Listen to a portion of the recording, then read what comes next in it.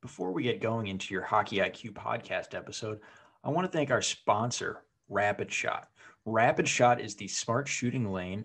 It's like a batting cage for hockey players. Very cool. Tracks your shot in three ways: accuracy, shot speed, and reaction time. Easy to use. Actually, I used it when I played and was growing up. Very easy. Simply scan your phone in, select your settings, and start shooting. You can see your stats on the app and online. You can check them out at rapidshot.com. Great small business. I actually grew up with one of the owner's sons and have played with all the family members by now, just in local pickups here in Ohio. Very cool local business. Awesome product. I love it. I know quite a few NHLers have them in their homes. A lot of D1 programs have it at their rinks. So you have to check this out. Rapidshot.com. Check it out. Rapid Shot, thank you so much for sponsoring our podcast.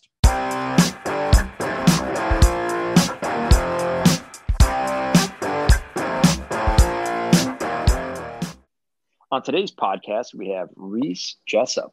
He's a former Florida Panthers scout, and he's had a very interesting trip up the ladder and soon to be back in the NHL, currently a free agent.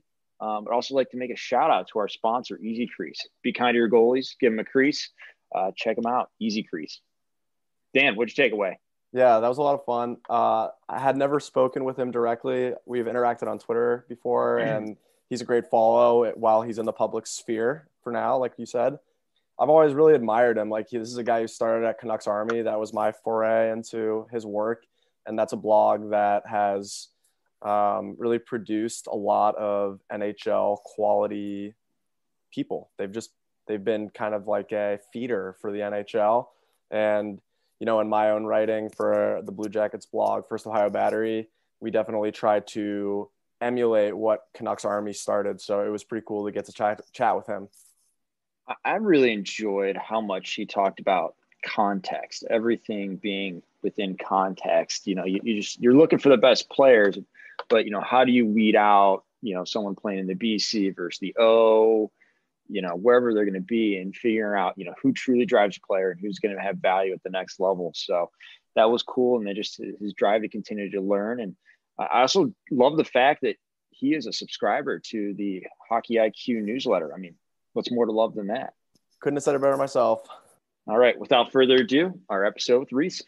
Welcome, Rhys. Great to have you on the Hockey IQ podcast. I'm excited for this one. How are you doing? Thanks for having me. I am doing great. I'm also really excited to be talking to you guys. Thank you to you and Dan for having me.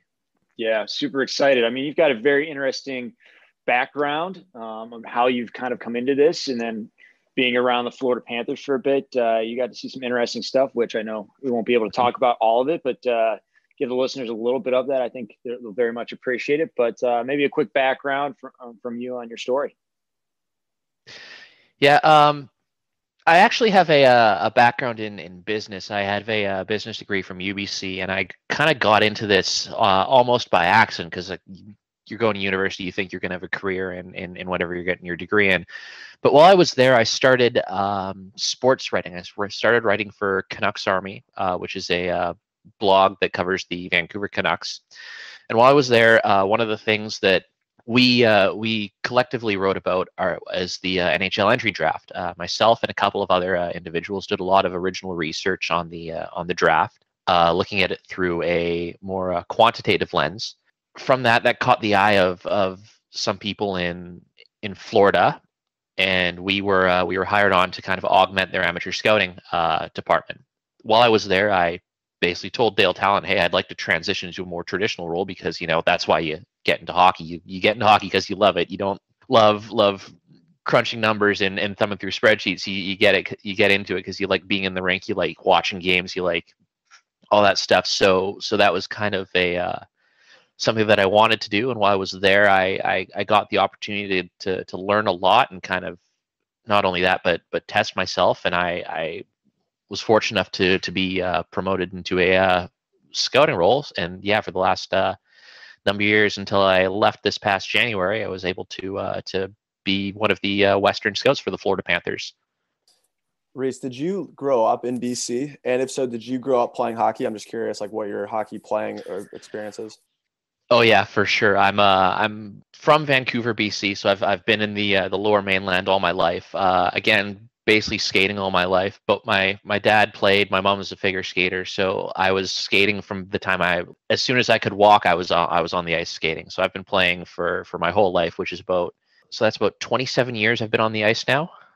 So it's I've hockey is something that's been pretty much a constant for me all through elementary school, high school. I've made some of my best friends through hockey. I love being at the rinks, and it's just been a part of my life since day one, basically. That's awesome. Before we get too far away from it, I kind of want to keep talking about Canucks Army because I think it's so fascinating that, this blog became so influential, not just in the like hockey analytics space, but also obviously, like you said, people in NHL circles are reading your stuff, and it became almost like a breeding ground for hockey writers, at least in my opinion. Like, it was probably one of, if not the most like influential hockey blog for some years there. What do you think you can kind of attribute that success to? Was it just like youthful energy and like everybody's kind of just working on these projects together, or what was it about? What was in the water that led you guys to be so successful? Shared trauma from 2011, maybe. People don't forget. Tom Drance, who's with the Athletic previously, he was a PR guy for the Florida Panthers as well. He's also done stuff for the Score and Sportsnet. He was running Canucks Army at the time that I was brought on, and he always likes to joke that in back-to-back years he had NHL quality crews running his draft analysis, because one year he had Cam Charron and Rob Pettipies, both of whom were later picked up by Kyle Dubas and the Toronto Maple Leafs. And then when they left the public sphere, then he had Dmitry Filipovich, who worked for the Calgary Flames for a time. I believe he's still with Sportsnet now. And then he had myself, Cam Lawrence, and Josh Weisbach, who, of course, all three of us went to the Florida Panthers. So and I'm sure I'm forgetting more people too, but in a very kind of brief run of a 3, 4, 5 year span, we had a number of people that we were working with and collaborating together with, that ended up finding their way to the NHL. And I'm not really sure I attribute that to any one thing with us all being in the one place. I mean, everyone that I worked with, had the pleasure of working with, was obviously incredibly talented. And I think the fact that we were all at Canucks Army might have just been happenstance, because I'm pretty confident that guys like Cam Charron and Cam Lawrence, Josh Weisbach especially, like those guys are all talented. Like they're really talented. They're really smart. They would have found their way one way or the other. So, but it was definitely a really interesting experience, especially looking back on it now, going like, wow, we had no idea that when we were doing this at the time, that when we were doing some of the iterations of our models and being banned for scraping all these websites and stuff, and running from and this is one of the stories that Josh Weisbach will tell you. He was in a gated community in San Jose on vacation, running from open Wi-Fi to open Wi-Fi to scrape HockeyDB for a project that we were doing, because HockeyDB bans you from scraping. So it would IP ban him, so we just move on to the next one. IP ban him, so we just move on to the next one. So it's funny looking back on stuff like that and going like, wow, can you believe that like everyone here wound up in the NHL in one capacity or another? That's wild. Like, I mean, I am so fascinated by this whole thing because I think that you really inspired like a bunch of team blogs to like try to become more creative. Like, what was the day-to-day culture like? Were you just like, it sounds like you were almost given free reign to take on these big projects at the expense maybe of, the day-to-day minutia, or am I missing the boat there? There was some push and pull from the top. Certainly that the people at the Nation Network, who are higher ups, they started with Oilers Nation in Edmonton, and the flavor of that blog is certainly a little different, a lot different actually. So I attribute it a lot to Tom Drance. In another way, like the mainstream media in Vancouver kind of helped it as well. a guy like Jason, the late Jason Botchford, was always a big booster of the work that we did at Canucks Army, and the receptiveness of some of the more predominant voices in Vancouver mainstream media made it really easy for us to have kind of this different culture where we were still fans, but we weren't so irreverent that we were like a glorified message board sort of. And there was certainly, because I started as a columnist there, just doing research articles and stuff like that. I later became managing editor, so I ran the site, and there was some kind of push and pull with, hey, we want you guys to do this stuff, and we'd be like, that doesn't fit the tenor of our blog. That's not what our audience wants. So it was a bit of a fight at times, but we had a good thing going there, and we were able to grow viewership and stuff to a degree where we were allowed a bit more of that free reign and allowed to continue doing what we were doing.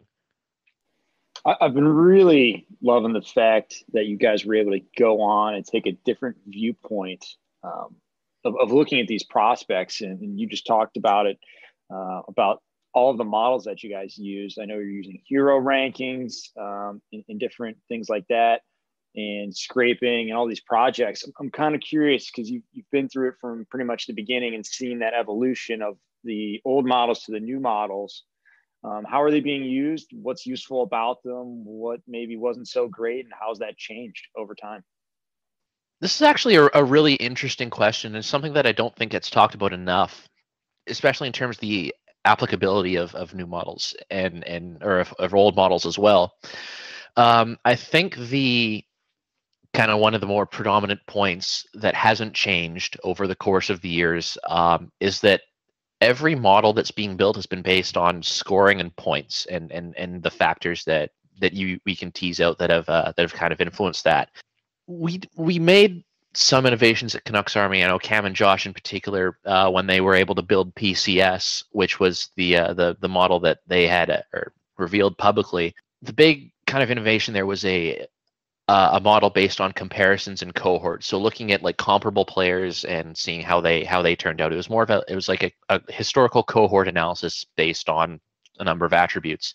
The history goes back further than that. A lot of the work that I did that preceded PCS and a lot of the was inspired by guys at Hockey Prospectus back in the early 2000s, guys like Gabe Desjardins, Ian Fife. And they've all the models have been to a certain point scoring models, points models. And that's a pretty important thing to realize when you're looking at the applicability of them and how to use them and how to use these models. Because if you talk to any sort of analyst, contemporary analyst that looks at NHL stuff nowadays, they'll tell you points are a terrible way to judge a player. They don't necessarily correlate year over year with raw offensive ability. They don't tell you anything about defensive or two-way ability. There's a lot of things like contextual factors that influence them. So when you're dealing with prospect models, you are dealing with that reality. But at the same time, you go back, you test them, and this is one of the first things we tested with one of our experiments, is that we found that a pretty simple heuristic can perform at least comparable to about a third of the NHL, like indistinguishable for that. So if there was no value in numbers, you wouldn't be able to take basically unfiltered raw points and perform to a level of a lot of the league. And when we started layering like more complex quantitative measures on top of that, it got better and better. So we know that there's value in them, but we also know that how they're applicable has to be accounted for in certain ways. You have to realize what the limitations are. So when you're looking at prospects in particular, like, okay, we don't know from points, we don't know anything about their two-way games. We don't know about like translatable skills. We don't know about platform skills. We can't really, what we can say are these things, and we can do a market analysis, and we know historically what the trends are and stuff like that. So it's all really valuable information. It's all things you need to know to make a proper educated decision. But there's also a place for it and a way to use it. And if you don't understand how to use it, then you're not going to maximize the value you get out of that. And you're also not going to maximize the value you get out from your other information gathering exercises. I'm curious on what those added layers look like on top of these models. Obviously, it's based on scoring, but then what are people doing? What is so valuable that people have gone beyond and into? I think a lot of the stuff that's added on, those extra layers, there are a lot of contextual factors, because you're trying to kind of, when you're looking at scoring, you're kind of trying to tease out, okay, how good is this player as an individual, and how do we get that from this number here? So you're looking at things like, if a guy's more physically mature, he should score more against less physically mature guys. You can account for that with age to a degree. If a guy is in a league that has absolutely no goaltending, that matters with regards to how many points that they'll get at the end of the year. What are their teammates like? How much do they play? What opportunities do they get? Are they playing at power play? Are they playing 5-on-5? Historically, what level does this player have to be scoring at this league to have a good chance of playing in the NHL? So you're going back and you're doing a long-term analysis on like league strength and stuff like that. And you're trying to account for factors as well, because with certain scoring numbers, you can begin estimating things like time on ice, and then you can begin looking at like offensive efficiency and stuff like that. So it's just layering on kind of like context in order to account for the factors that are important in influencing what you see in the raw counts. Because once you are able to do that, then you're more able to really start drawing really strong conclusions from your analyses. I don't want to put you into a bind here, so I'll leave this question vague on purpose. How have your scouting philosophies changed over time? In terms of philosophies, I think the broad overall philosophy hasn't actually changed that much. The way that I've always kind of seen it is, you are trying to find the best hockey player. A pretty kind of straightforward guiding principle. So everything you're doing that is looking at, okay, what guy here do I think is going to be the best hockey player, and why do I think that? In terms of the actual best. Yeah, I'm getting there. I feel like we need that little piece there. Yeah, Cut them off. Yeah, and that's the $1 million question, isn't it? And it's a lot of it has been just kind of learning about like just like a lot of technical stuff. It's just how you get good at anything. Just learn technical stuff, and then the rest kind of follows. So it's learning in terms of like, okay, what's a good skating stride? Like what's if there's two guys that are bad skaters, what separates a guy that's fixable from a guy that's not fixable? What's good decision making? What's good hockey sense? What is good stick handling technique? This and once you begin like layering all that on and on the philosophies in terms of, okay, what guy's just the best player, then you can really start making a framework, I think, of scouting.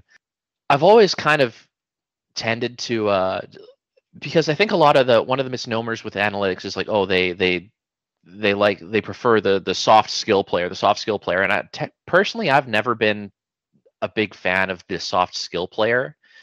So it's actually probably done less for me in terms of changing my my outlook than some people might think. Like one my favorite player for the Vancouver, like I was a big Vancouver Giants fan growing up. My favorite Vancouver Giant of all time was, my favorite two Giants of all time were Milan Lucic and Brendan Gallagher. And I don't think, sure, they're both pretty skilled guys, but I don't think you could classify either of them as soft. So there's always a bit of that in terms of guys that and players that I'm looking for. So I'm not sure if philosophies have changed over time as much as just the ability to do the job has. Where do you like to get your ideas? How do you learn your technicals? I know a lot of people out there listening in are wondering about the technical side of it. How did you improve your technicals? Would be my first question. And maybe even before that is maybe how do you go about identifying hockey IQ and that hockey sense? Well, before that, well, not before that. Well, we'll get into the hockey IQ and hockey sense one first, because I do have an answer that I want to talk about for this one. Is that I look at hockey sense and I kind of break it down into two main areas: problem solving and creativity. I look at problem solving as the ability to take a puck from a highly contested traffic area and gain time and space with it. I look at creativity as the kind of opposite of that, is take a puck from a low pressure area into a highly contested danger area. So you're doing a lot of problem solving on defense, and you have to be creative to manufacture offense. It's like how do you get pucks to the front of the net versus how do you prevent people from getting there. So that's kind of how I look at that, and I really have valued guys that have good problem solving and just doing things on the ice that lead to keeping pucks out of high danger areas on defense. Like for example, when I looked at John Ludwig, he was Florida's 3rd overall pick. We got him a couple years ago, a little off the board. He was a re-entry defenseman with like 18 points in 50 something games, so not exactly an analytics darling. But when you went in and you watched him, you looked at the things that he did on the ice, and you thought about what like contemporary analysis would say about that sort of player in the NHL, in terms of, okay, he denied ice really well in the defensive end, so he kept guys out of the slot. When he had the puck on the stick in the defensive zone, he was really good at making that 10-20 foot pass to a guy out of pressure. He had really good 2-zone vision. He could put pucks on the tape of guys streaking across the far offensive blue line. So you're looking at those little things, and you're like, yeah, check. So to me, just kind of going through the little things like that, that's what good hockey sense is to me. The ability to work pucks away from pressure when you're on defense, and the ability to work pucks into pressure when you're trying to attack and manufacture offense. As far as learning about the technical side, I really can't say that there's there's one definitive source. It's just kind of a continuous process of reading the little snippets you can here and there, and just building on what you know and adding just like little things to your toolkit. I've talked to a bunch of skating coaches. We had the good fortune in Florida. One of the other guys in the Western beat, Evan Marble, is a power skating instructor out of Kamloops. So I was able to learn a lot from him. And you just read. I've read stuff on coach's site. I've watched a lot of YouTube videos, read articles on the internet, and just taking bits and pieces from everywhere to kind of add that to the repertoire in terms of what I know and how you can apply it. And there's no better way to find out about these little bit of snippets than the Hockey IQ newsletter. Wow, you are shameless. I know. Shameless.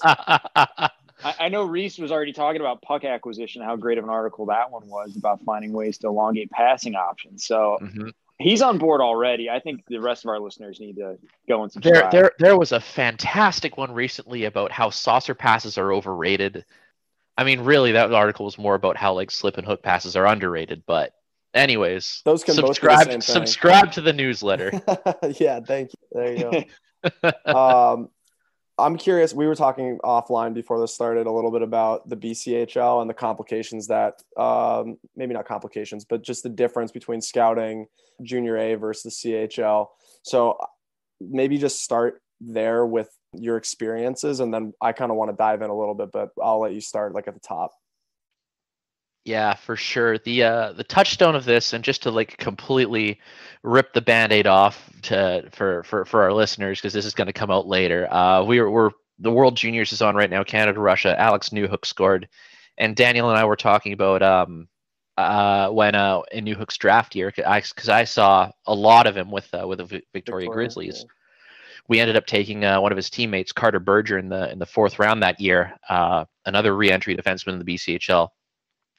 And Alex Campbell, I believe he went in the early 3rd round to Nashville, was also on that team. So 3 NHL prospects on one BCHL team.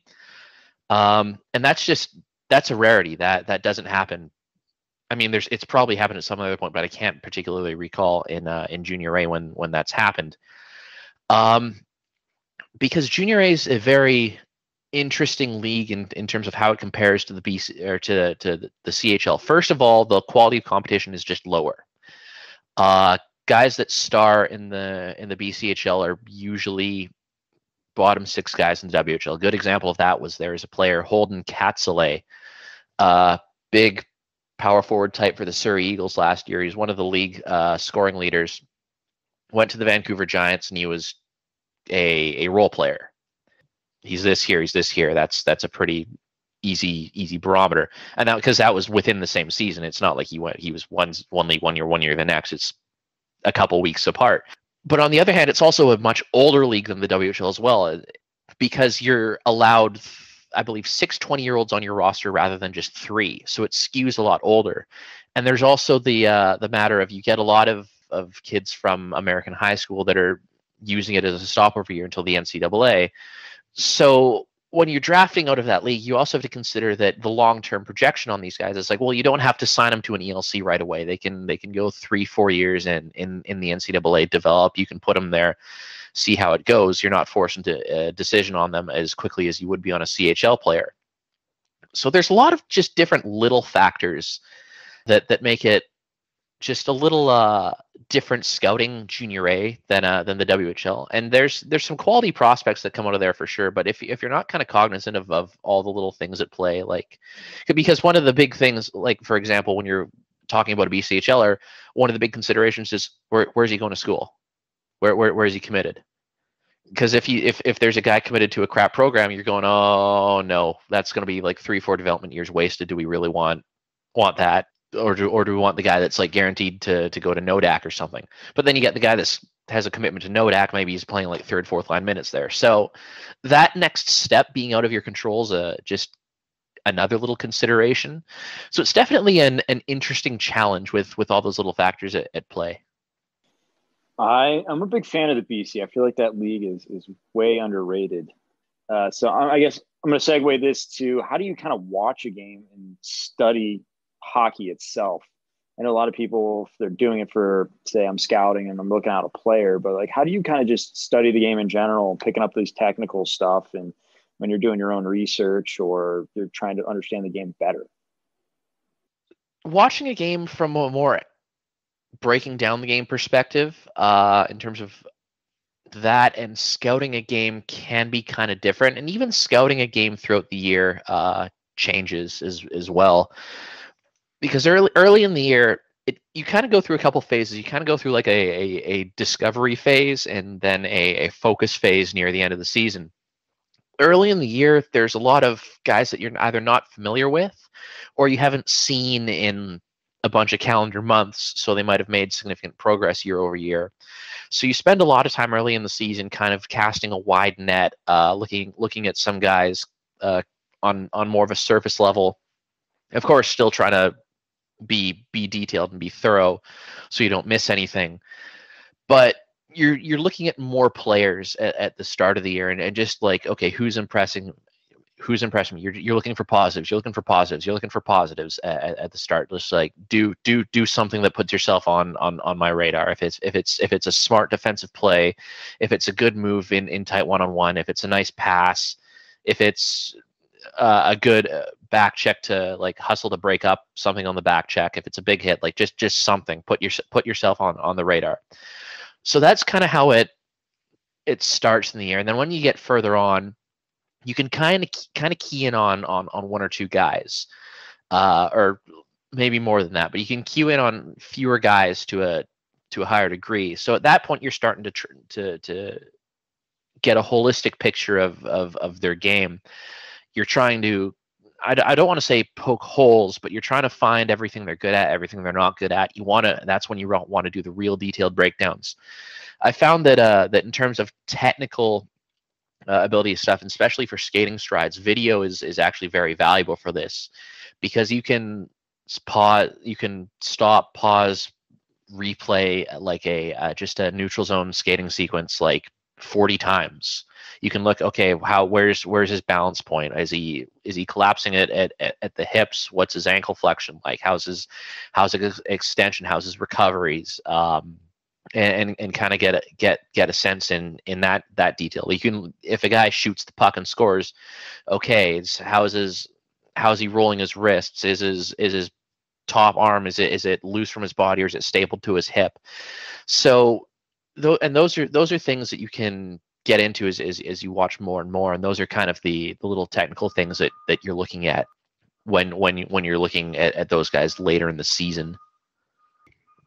That makes a ton of sense. And you just stole a question right from me. I was going to ask you about video scouting and if there's any advantages that you see to it. And you just mentioned like being able to kind of go back and rewatch neutral zone plays or shooting or anything really.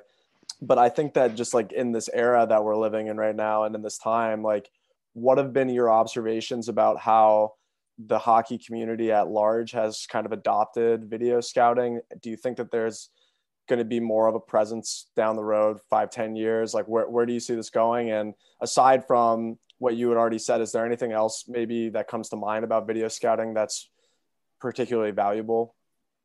And then on the flip side, I know Buffalo back in the day, they pretty much almost went directly to only video scouting and left the rinks a little bit. What would be the value of in person? I'll start on the in-person side first. Is that one of the things that I noticed that a lot of people are moving to is ISO footage. I know that there's a lot of firms out there now that are providing ISO footage of players. And the danger with that is that it gives you a very myopic viewpoint on one player because it's basically stripping all the game context and all the player and all the other player context from that viewing and just having you focus on one guy. And of course, at the end of the day, the exercise of the entry draft isn't just like focusing on one guy, it's gauging a guy relative to everyone else in the draft. When you're just on video, you risk losing a lot of the contextual stuff in terms of what's going on in the game, what's going on in the on the ice, like what's happening away from where the camera's focused. So there's a lot of value in being able to see beyond just what's on video there. And there's also value in just being in rinks as well. There's value in going there and talking to coaches, talking to the players and stuff like that. Just being around and listening to kind of keeping your nose to the ground as it were. In terms of video, first of all, the big advantage of video is efficiency. If I have to do a game in Prince George and then get back to Victoria the next day, like that's you're wasting whole days traveling when you're on the road. It's expensive, it's time consuming. It's just, yeah, the live viewing is valuable, but at the same time, and you do have to get to some of these places to see the kids play on home ice versus if you're just watching them on the road, because there is the difference of being in your own bed and or going in someone's barn at the end of a long road trip. So there's the difference there. But video enables you just to do, like, if you have an ISO cam on a guy, that's 18 minutes of video. You can sit down at your computer, open it up, pause, replay, take notes, take detailed notes, screenshot, diagram, clip it, send it to someone else to say, hey, what do you think of this play right here? You can do that. You can do like knock out 5 or 6 of those on key guys in the span of one live viewing, and that's before you even take into account like the time you save just traveling and getting to places. Going back a little bit, I want to go back to your Vancouver Giants days. I know you said you developed, implemented, and executed a comprehensive program to track and report player performance based on a variety of metrics. So I'm curious how you improved and increased the amount of information at the disposal of the organization, whether it be coaches, management, and really assisting in developing and making those decisions regarding the player personnel. I see you found my LinkedIn page. We're well researched here. I mean, isn't that like the third result on Google search? So I don't know. I go to about page 7, and then I'm like, all right, I think I've had enough. Man, is the next question going to be about my science fair performance in 6th grade? Jesus. Dude, you shouldn't have had that cup of dirt as your project, okay? Just a cup with dirt in it. I mean, the scary part is that the 6th grade science project was about diffusion across surfaces and like water distillation. So I did have a cup of dirt with the project. So that is weird. You did research, yeah.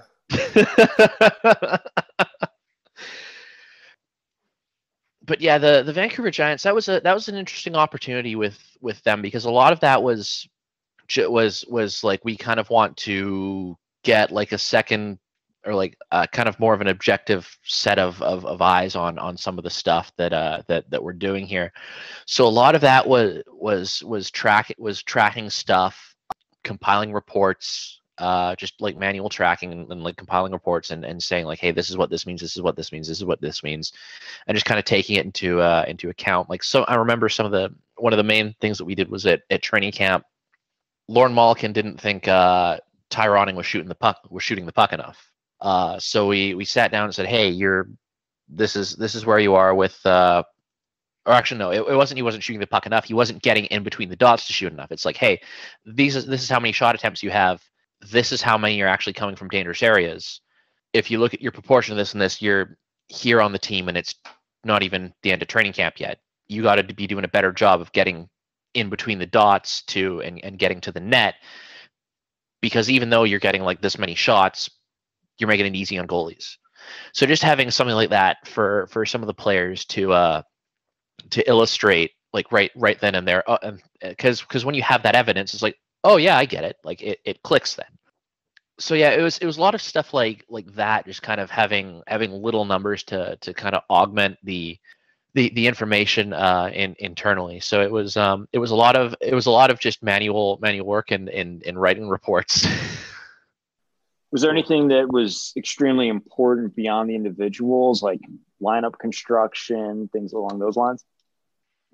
Not so much. Lorne Mollican was our coach at the time, and Lorne is a real old school guy, and he had final say over the lineups. So it was a lot of helping him with kind of framing things, and like if his intuitions were correct or not, and what I was, or what the numbers were saying. So in terms of lineup decisions, it wasn't, there was some things here and there. This was a while ago, so I don't remember any specifics, but yeah, it was mostly on the helping him kind of explain things to player side, and helping the GM Scott Bonner just have a better sense of what how his team was performing. This is a kind of a random one, but is there a team or a player that stands out for you that you really enjoyed scouting, or kind of is memorable to you all these years later? I mean, the one that's going to stand out, and I've already mentioned him this interview, is John Ludwig. He was the first guy that based on reports that I'd wrote, was we drafted into the NHL, and it was a lot of fun, because it's one of those good scouting stories, because it's like a 2-year chase, because we drafted him as a re-entry player. But I remember going down to the Everett Silvertips preseason tournament, and he was I don't think he was drafted by them. I think he was listed. He was just this listed defenseman out of the, I believe it was KIJHL or something. He played his 16-year-old season in like junior B, and he was like a point per game player there. And I remember watching him with the offensive blue line, like pump fake a guy, take it to the backhand, cut in, and have a scoring chance from the blue line. I'm like, who is this guy? And then I remember him being just the nastiest piece of work in the entire camp as well. Like there was not a back of someone's legs that he wasn't going to slash that camp. So I remember just watching him and being like, and because I didn't have a visa that season, so I couldn't go down to the States to watch games, because I was just like the BC regional scout that year. So I'd have to catch him every once in a while when he came up through Vancouver, and he showed some progression. Like he showed some of that stuff, but not as effective as I'd seen him. And it was like preseason when I saw him the first time, so I was like, okay, this, like there's something here. I'm gonna just put a pin in this guy and keep watching him, because I'm not confident right now. And he's playing as like the 7-8 defenseman in Portland, and like, am I really gonna bang the table for like a number 7, number 8 WHL guy at 17? But then you talk to Mike Johnston, and he's like, yeah, he's going to be our captain next year. He had an increasing role throughout the season, and they just loved him. His dad, Jan Ludwig, is a scout for the Bruins, and like you hear some of the stories like, yeah, we don't have cable or internet at our place in Kamloops, so Johnny just goes out to the barn and works out like Rocky. Yeah, he's over in the Czech Republic training with like the extra Liga teams and stuff like that. So it's like you're following up on this guy and you're like, okay, am I falling in love with the deal here? Is there actually a good hockey player? So there's a lot of that goes into play, because you don't want to just be fooled by a good story, because like that's how you get taken in, that's how you make bad decisions. But that whole process of going through that for the 2 years, and it got to the point in his +1 season where he was like a top pairing defenseman for the Winter Hawks. He was their #1 matchup guy. He was first unit penalty kill, first pair at even strength, like defensive zone specialist, great puck mover. That we just sat there and we said we think he's worth this. Like we're looking at there in the 3rd round. We had a lot of wing prospects available. We also really liked Adam Beckman that year. But we had a ton of guys coming on the wing. So it's like, we need a defenseman. So at that point I just felt confident going like, if you want a defenseman, this is your guy. So that whole 2-year process is the one that sticks out to me, because it wasn't just like the first guy, but it was a good scouting story too, to say the least. And I'm assuming you had to be crapping your pants a little bit, like, okay, what's wrong with this kid that Boston hasn't taken him yet when his dad's right there? Yeah, I mean, there's some of that too. Like we thought that other teams were really interested in him as well. So we knew that there was other NHL interest. So that helped us feel a little reassured. And also, we got absolutely glowing reports on him from his coach in Portland. Like Mike Johnston, he named him the captain. He's like, yeah, he's absolutely dialed in. Like, he's going to be one of the best defensemen in the league. So we were confident based on what we'd seen, the work that we'd done, that even though the team that employs his dad didn't really bother us, because we were pretty confident in the work we did and the homework we did. Yeah, I'm looking at his elite prospects page right now. His draft plus 1 year, he had 17, 45, 62, and 60 games. So over a point a game as a defenseman, as a 19-year-old. I guess the natural follow-up here is, this is like a story with a happy ending. Like, what's it like to be on the other side where you follow a kid for or not just a kid, like a region for you, for months, years. And then when it comes to the draft, either like the pick gets traded or they go another direction. And obviously maybe the fit wasn't right, but you have to have some sort of like vested interest. I've always been super curious. Like, you don't have to speak in specifics. I know you can't anyway, but like, what's it like being on the other side? This is like your livelihood, obviously.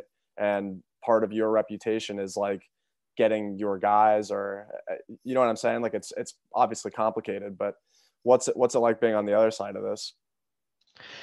I mean, the short answer is it sucks, but the longer answer is part of the job, like a major part of the job, is saying no. And right. if you try and force it and you can't say no, you are potentially more dangerous to your team and organization than if you say if you can say no.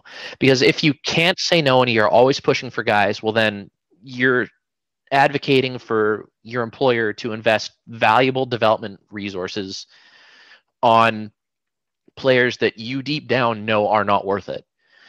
So there have been times when I'm looking at it and I'm like, there's 7 guys in this region. And other than that, like, once we get past like guy 6 or guy 7, who will be gone in like round 3, maybe. Yeah, my job here is done. Yeah, don't even come back to me, because I'm telling you right now, like, it's just not worth it. Wow. Yeah. So even though you'd love to come to the table with guys every single year and say, yeah, this guy's gonna be a star, this guy's gonna be a star, this guy's gonna be great, and have like just hit after hit after hit after hit, the reality of the situation is it just isn't like that. Like, that's just not how drafting and player development has worked historically. So being able to turn around and say like, no, sorry guys, there's just no one. Like, and you have to be able to trust like the rest of your staff that everyone's going to be doing that as well. Everyone there should be pulling on the same rope. Everyone there should be aligned in and your incentives to make the team as good as you possibly can, so that even though, yeah, it's good for your reputation or whatever, your reputation should be founded on how the team does at the draft table, not just the guys that you get from your region. Because otherwise, you're going to make you're going to make unforced errors, and that's really something that you just want to eliminate as much as you can. Yeah, no, absolutely. Yeah, and I mean, as you know, obviously, like the WHL's had some up and down draft years. I'm not going to pretend to know how this upcoming one is. Although I know Lambos is a stud and he'll go early, but that's super interesting.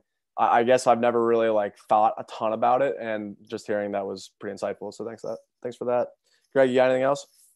Yeah, I got one last one for you here. So let's talk about your career path here. So, been a great one. I know you're active on Twitter right now, and I'm assuming that probably isn't going to last forever.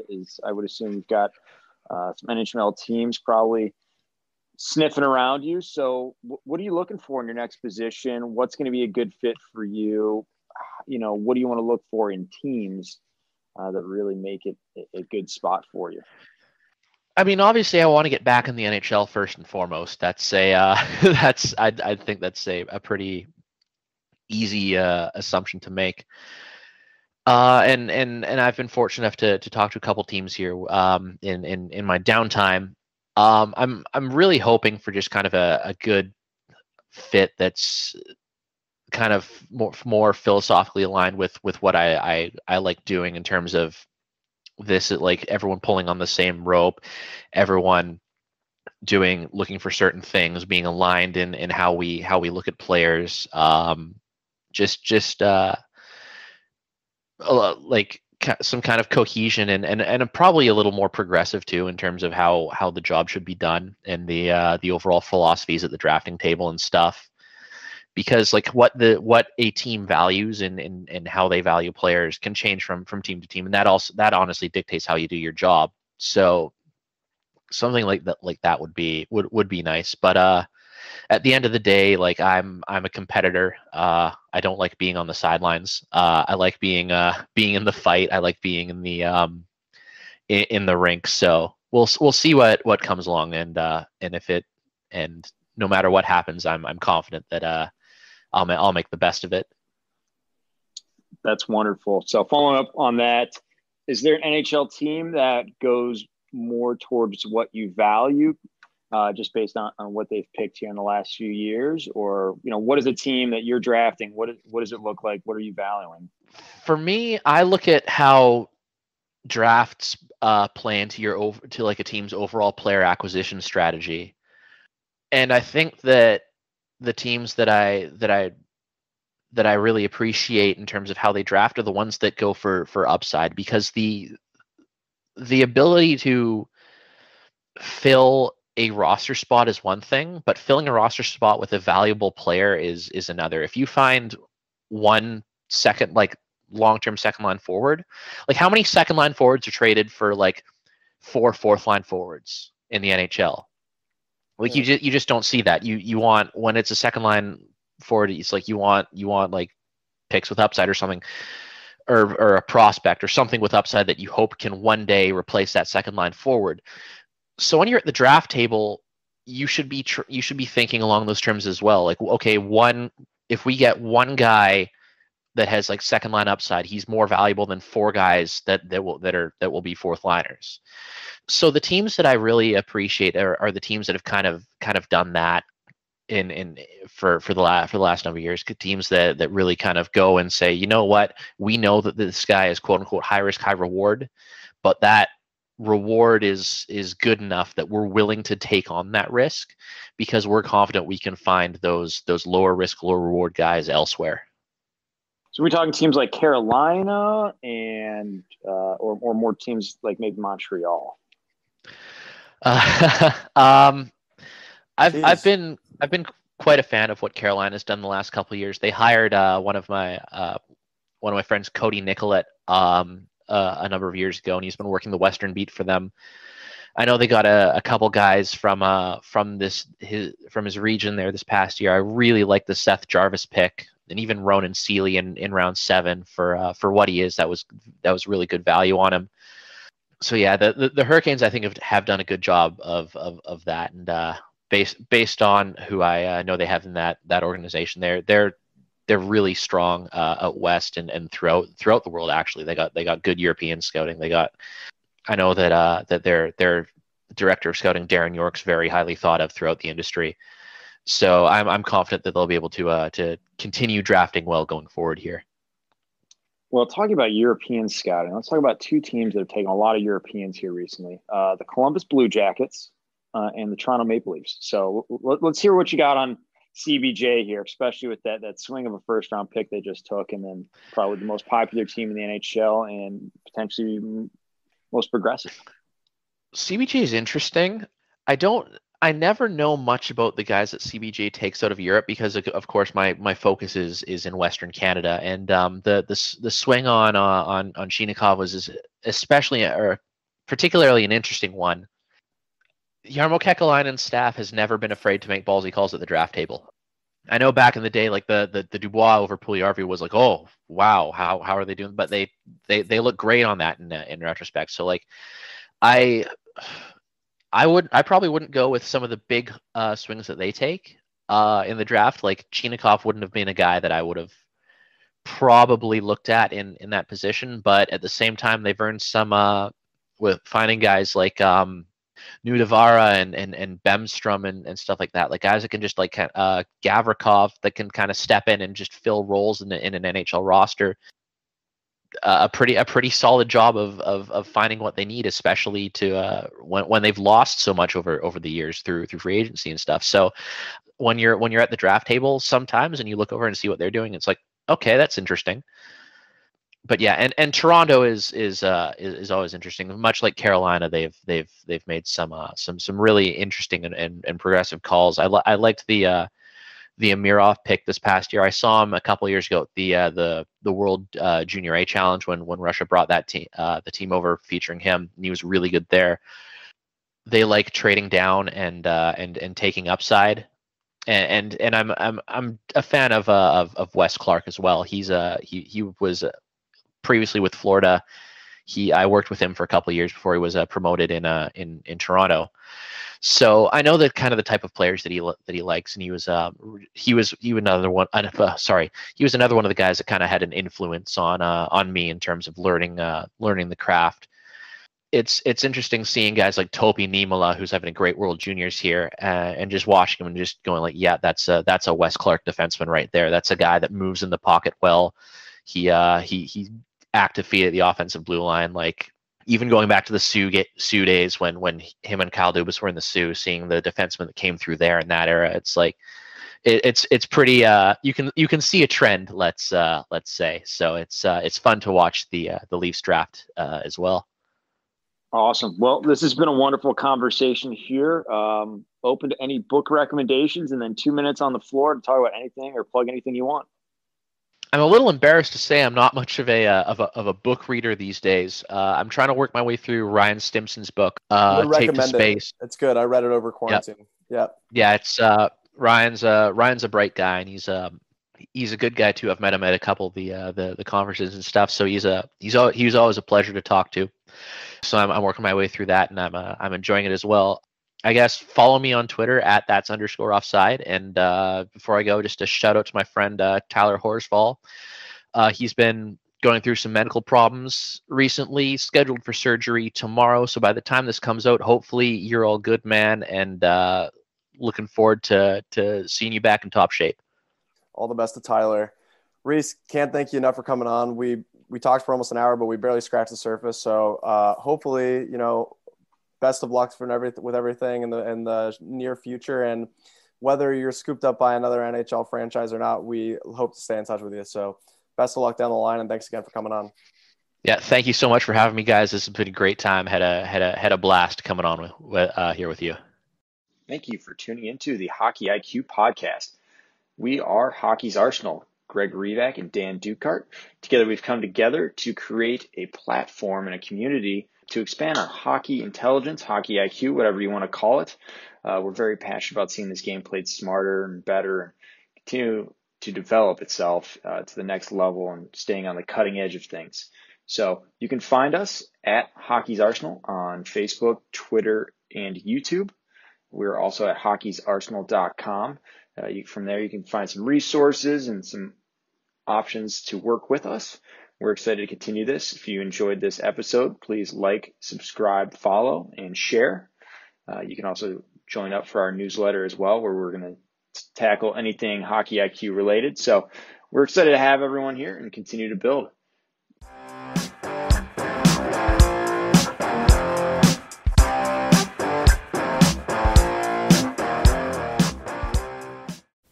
That concludes this week's episode. Thanks for joining us here at Hockey IQ. If you haven't already, take a quick moment to hit that subscribe button, give us a thumbs up, and drop a review. If you want to be a great teammate, even recommend us to a friend. You can follow us at Hockey's Arsenal on Twitter and Instagram. Check out the website, hockeysarsenal.com, where you can subscribe to the weekly newsletter. You won't regret it. Catch your buttes here next week for a brand new episode.